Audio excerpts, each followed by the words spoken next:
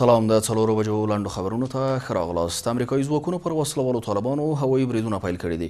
په افغانستان کې د ناټو ځواکونو وایاند ویلي وروسته له هغه چې طالب وسلوالو په هلمند ولایت کې د افغان ځواکونو پر پوستو بریدونه وکړل، بهرنۍ ځواکونو یې هوایي ملاتړ کړی دی. نوموړی وایي دغه هوایي برید د هلمند په نهر سراج ولسوالۍ کې شوی. هغه وایي دا د اورکم له پیل راهیسې پر وسلوالو طالبانو د بهرنۍ ځواکونو لومړنی هوایي برید دی. د ملي امنیت شورا وایي د نوي تقنیني کال د کاري دورې پرانیستل کېدل ځنډېدلي دي. ولسمشر ماڼۍ په یو لیک کې ملي شورا ته ویلي چې د ولسمشر غني د بوختیا له امله د ملي شورا د نوي تقنیني کال دورې پرانیسته د کاب تر 22 نیټې پورې ځنډېدلې ده. ټاکل شوې وه چې د ملي شورا نوی تقنیني کال د کاب میاشتې په 15 نیټه پرانیستل شوی وای. په ارزګان ولایت کې د ملي اردو شپږ سرتیري وژل شوي وو، اته نور ټپیان دي. د نوموړي ولایت ځایي چارواکي وایي وسلوالو طالبانو تېره شپه د دې ولایت په ترینکوټ ولسوالۍ کې د افغان ځواکونو پر یوه پوسته وسلوال برید کړی چې دغه مرګ ژوبله یې رامنځته کړې.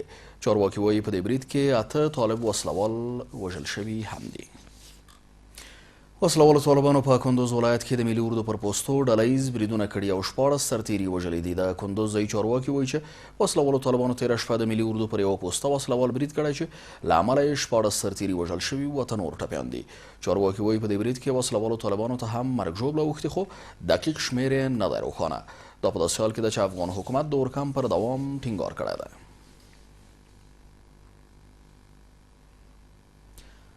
د امریکا متحده ایالاتونو ولسمشر په قطر کې د وسلوالو طالبانو د مذاکراتي ډلې د مشر ملا عبدالغني برادر سره ټلیفوني خبرې کړې دي. ډونالډ ټرمپ په سپینه ماڼۍ کې خبریالانو ته ویلي چې د وسلوالو طالبانو له مشر سره یې د سولې توافق په اړه ګټورې خبرې کړې دي. په ورته مهال په قطر کې د وسلوالو طالبانو د سیاسي دفتر وایان پر خپل ټویټر لیکلي چې ټرمپ ملا برادر ته ویلي چې د امریکا متحده ایالاتونو د بهرنیو چارو وزیر به ډېر ژر د افغانستان له حکومت سره خبرې وکړي چې د بین الافغاني خبرو پر وړاندې خنډونه لرې شي. هغه ویلي ټرمپ عبدالغني برادر سره 15 دقیقې خبرې کړي چې او ملا برادر ټرمپ ته ویلي که امریکا له موږ سره په شوې موافقې عمل وکړي نو په راتلونکي کې به مثبتې دوه اړخیزې اړیکې ولرو. ټرمپ د وسلوالو طالبانو له دې مشر سره په داسې حال کې خبرې کړي چې یوه ورځ مخکې وسلوالو طالبانو د تاوتریخوالو د کمښت مودې پای اعلان کړ.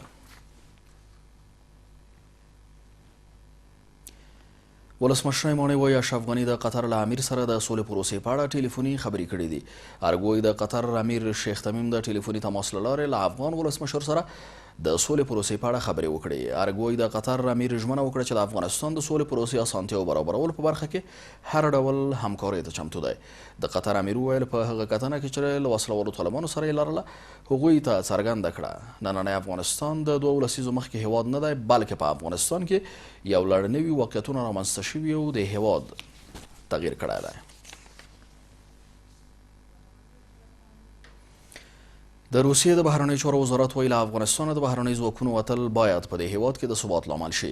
د روسیې د بهرنیو چارو وزارت ویلي دوی د متحده ایالاتونو وسلوالو طالبانو ترمنځ د شوې هوکړې لاسلیک هرکلی کوي او دا هوکړه نه یوازې د جګړې په درېدو کې یو ستر ګام بولي، بلکې ټینګار کوي چې د خپل منځي خبرو لپاره یوه چټکه او اغیزمنه هڅه هم ده. روسیې دا څرګندونه وروسته تر هغې کړې چې د تېر شنبې په ورځ د قطر په پلازمینه دوحه کې د وسلوالو طالبانو او امریکایي لوري ترمنځ هوکړه لاسلیک شوه.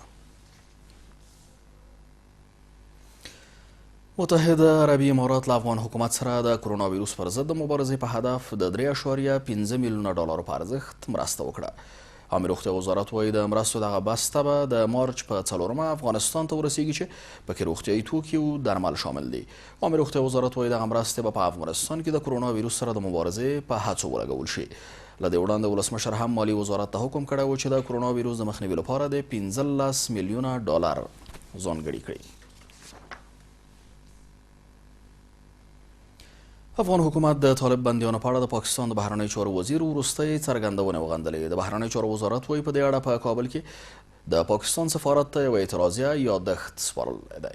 وزارت په یوه اعلامیه کې ویلي د افغانستان د کورنیو مسایلو په اړه د شاه محمود قریشي څرګندونې په کلکه غندي. شاه محمود قریشي د پاکستان له یو خصوصي ټلویزیون سره په خبرو کې د افغانستان له ولسمشره هیله کړې چې د خپل هیواد د ګټو په خاطر د امریکا متحده ایالاتونو وسلوالو طالبانو د موافقې پر اساس د طالبانو بندیان خوشي کړي.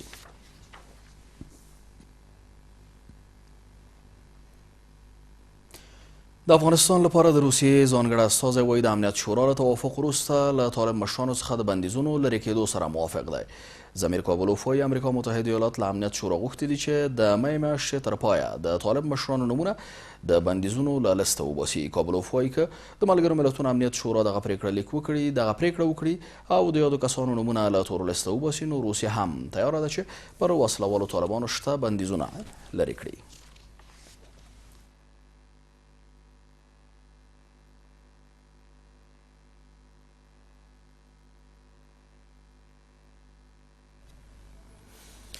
تاجکستان د کرونا ویروس د مخنیوي په هدف افغانستان او څلورو نورو هیوادونو ته خپلې الوتنې وځنډولې ده. تاجکستان د ترانسپورټ وزارت په یوه اعلامیه کې وویل د افغانستان، جنوبي کوریا، چین، ایران او ایټالیا وګړي تر اپریل میاشتې پورې تاجکستان ته له سفر کولو منع شوي دي.